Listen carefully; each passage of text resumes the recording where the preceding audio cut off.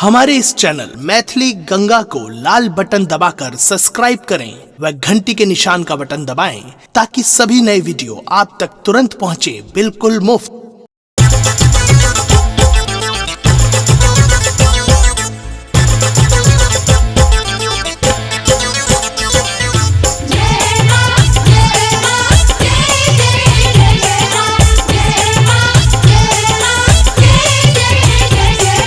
आप सुन रहे हैं गंगा कैसेट की प्रस्तुति।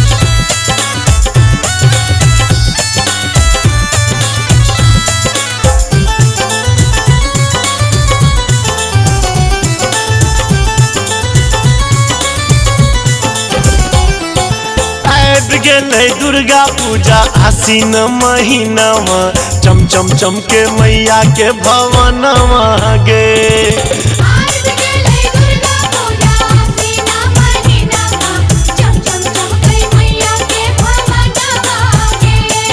चम चम चमके मैया के भवनवा गे, चम चम चमके मैया के भवनवा गे।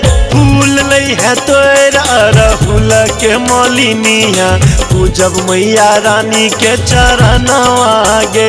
हाँ गे फूल लई है तोर अरहुल के मलिनिया पूजब मैया रानी के चरणवा गे।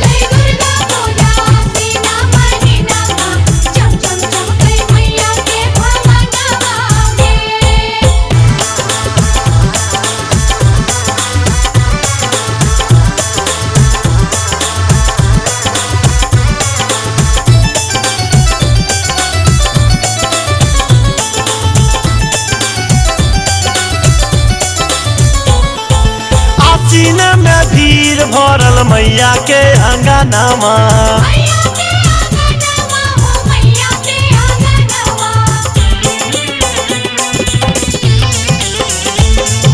चले चले सब मिले करे दर्शनमा। कंगना बनायब जाके सोना रह दो कनामा पूजब मैया रानी के चरणवा गे। हाँ गे फूल नहीं है तोरे अरहुल के मलिनिया पूजब मैया रानी के चरणवा गे।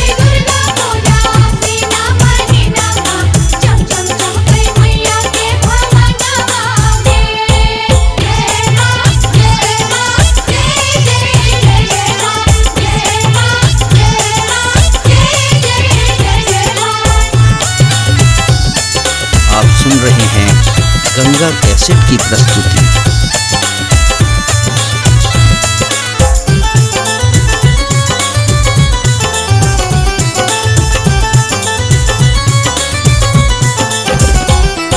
सजावा सिंगार देखी हर सीता मनवा,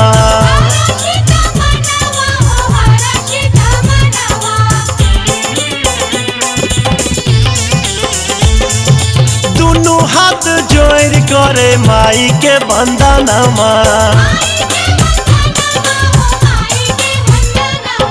पिसब पिठार और पिसब चंदनमा पूजब मैया रानी के चरणवा गे। हाँ गे फूल नहीं है तोरे अरहुल के मलिनिया पूजब मैया रानी के चरणवा गे।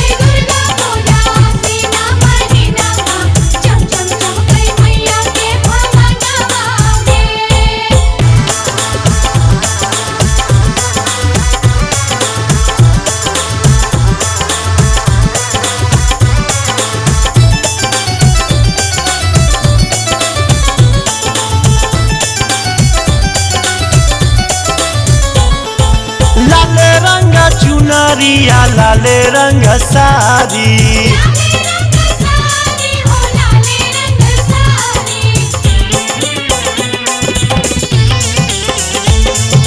मैया जी के मंदिर में नाचे नर नारी।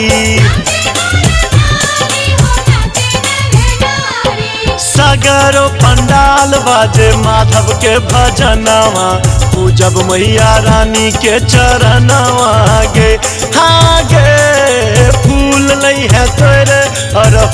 के मलिनिया पूजब मैया रानी के चरणवा गे।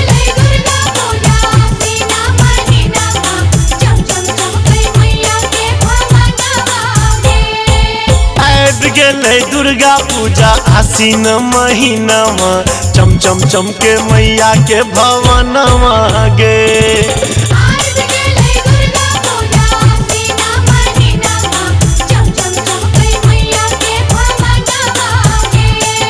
चम चम चम के मैया के भवनवा गे।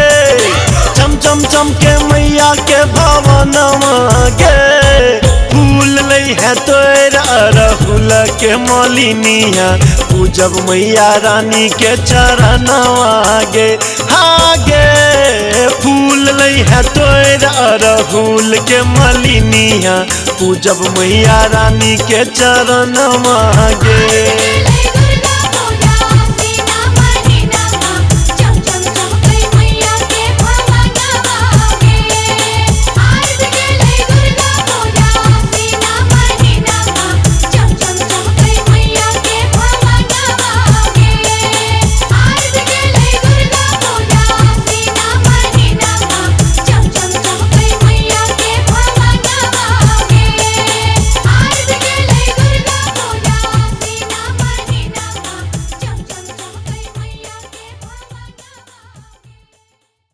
हमारे इस चैनल मैथिली गंगा को लाल बटन दबाकर सब्सक्राइब करें व घंटी के निशान का बटन दबाएं ताकि सभी नए वीडियो आप तक तुरंत पहुंचे बिल्कुल मुफ्त।